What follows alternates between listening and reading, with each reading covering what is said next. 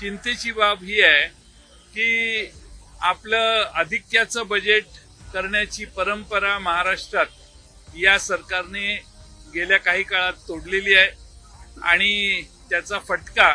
महाराष्ट्रातल्या सर्वांनाच आणि विशेषतः आदिवासी आणि सामाजिक न्याय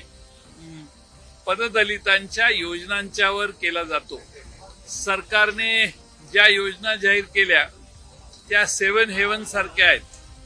म्हणजे जे विमानातनं फिरणार आहेत,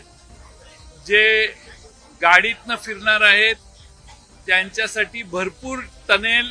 आणि पुलांची निर्मिती करण्याच्या घोषणा आहेत। पण जो सामान्य माणूस उदाहरणार्थ साध्या रेल्वेने फिरणार आहे, मुंबईतल्या रेल्वेने प्रवास करणार असो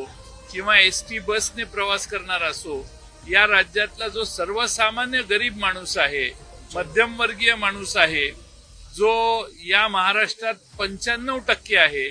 त्याच्यासाठी या योजनेकडे, या बजेटमध्ये त्याकडे पूर्ण दुर्लक्ष करण्यात आलेलं आहे।